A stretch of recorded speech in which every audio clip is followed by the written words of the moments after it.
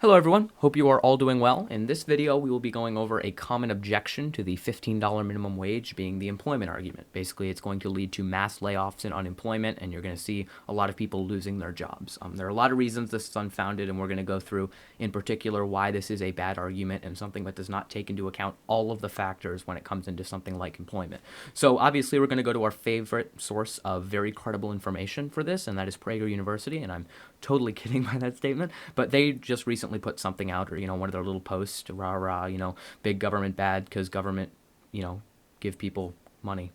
I don't know, that was kind of a joke, but if we take a look at this, and I'll pull the screen down, we're going to be taking a look at a post, and we're going to kind of go through the reasons why it's not accurate. So right here in particular, there are three people who make $10 per hour, and basically they're saying that and they can only afford to pay $30. Interesting statement considering the recalibration of the economy that would occur under a higher minimum wage that would put more money in the hands of small businesses in the long run rather than large corporations. So that aside, the minimum wage is raised to $15 per hour, and they're saying that someone lost their job. Okay, so what they're saying is they're assuming that what would happen if the minimum wage was raised is that they would just fire someone, or they would let someone go.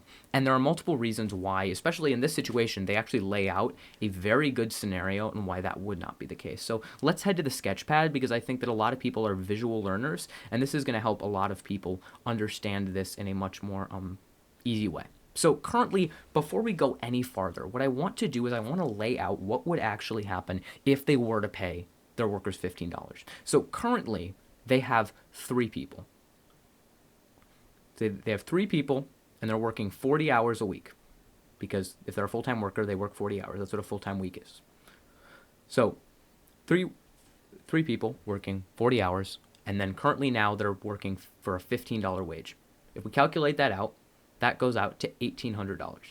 So currently, they would have to be paying $1,800 for their workers. All right.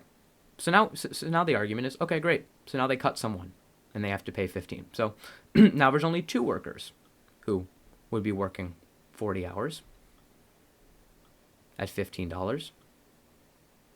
Well, look, they're back down to their original of $1,200.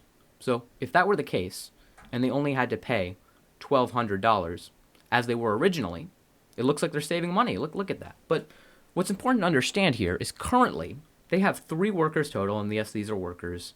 I'm not going to try to draw stick figures, but okay, just the three dots here are workers. There's three workers. Each of them currently works 40 hours, which means that the business needs a total of 120 hours, if we extrapolate this out, needs a total of 120 hours of work in order to operate. We assume if they're a small business, because they can only afford a certain amount, they're not going to be inefficient, which how they're spending their money. They're going to need 120 hours of work. They're not going to be paying people for work they don't need. So even if they cut someone off, so let's say they get rid of this guy. Well, each person was working 40 hours to make that original 120. Well, this actually becomes 60. And that was a very bad draw over, so I apologize. So this actually becomes $60. Not $60, 60 hours. So each person would be working 60 hours to get to that 120 thing. So if we go two workers working 60 hours, 60 hours at that $50 margin. If we calculate that out, working at that $60 margin, two workers working for 60 hours a week at that $15 charge, that is $1,800. Interesting. So it looks like they're still having to pay the same amount they would pay for if they were to have three workers. So it looks like what's happening is they're having to pay the same amount of hours for people. Look at that. So they didn't actually save any money by cutting down their worker size. Interesting. So laying someone off wouldn't solve the problem. Well, guess what? It doesn't just not solve the problem, it actually makes it worse. They would actually have to pay more money to cut workers. And the reason is something called overtime pay. Basically, currently, as we discussed here, look, these two workers have to work 60 hours per week in order for this to work. The government classifies a full week full-time employment as 40 hours, meaning that if you work over that, you are entitled to what is called overtime pay. And overtime pay is calculated as 150% of your actual wage. So currently, as it was discussed here, they would each be making they'd be paid the $15, each of those workers, the calculation is right up here. They would each be making $15, those two people, for the 40 hours they work. But as we talked about, there's still 40 remaining hours left over, meaning that what actually happens here is that it would become 15 times 2 times 40, which we did right here, which comes out to 1,200. But for those additional 20 hours, they're not paying $15. You know how much they're paying? They're paying 150% or 1.5 times 15 per hour. Are you keeping up? Do you understand why this happens? So for those additional 20 hours, or it'd be 40 hours, 40 hours times 22.5, because now they make $22.50 per hour for that overtime, that's an additional $900. They have to pay an extra $900. So actually, the full pay here, because we calculated it right here, this would be if they worked the original, but they're still 40 hours more. And it doesn't become $1,800, it becomes $2,100 total. So if they were to keep all of their workers as it would be under a $15 minimum wage right here at the top, I apologize for the messiness of this, they would be paying $1,800 for those employees. If they cut one worker, what they're going to have to do is they're going to have to increase the working time of the remaining two workers to cover the last shift, because you can't just cut time. They need to have that work done.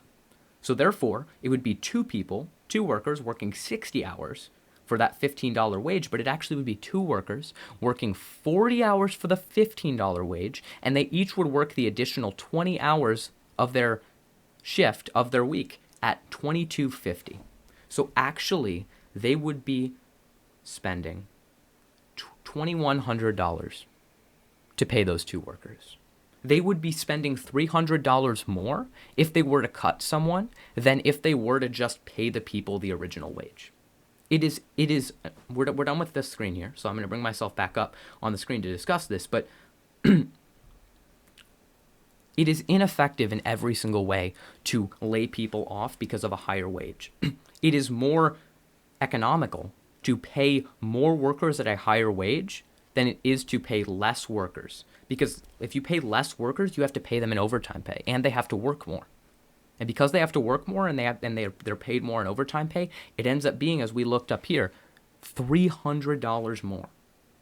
So there is no argument of layoffs here. No one is going to be laid off because of a higher minimum wage. That is not what is going to happen, as I just showed here. So don't fall for those lies. Don't fall for those things they like to throw around. They obviously have not done this analysis to know that, or they have and they don't care. So people who make the argument that a higher minimum wage will lead to layoffs and unemployment it's one of two things, and it's a lot of things when it comes down to conservatism in general. It comes down to either ignorance or it comes down to willful bias. So either they are ignorant, they don't know that a $15 minimum wage will not actually lead to layoffs and unemployment, or they know and they're being intellectually dishonest. It's one of the two, because this is factually inaccurate. So either one, I hope you learned something from this video, and other than that, thank you for watching. I hope this was interesting and you come to understand why a $15 minimum wage will not lead to all of the conservative fear-mongering points that they like to bring up. So other than that, take care. I will see you guys in the next one.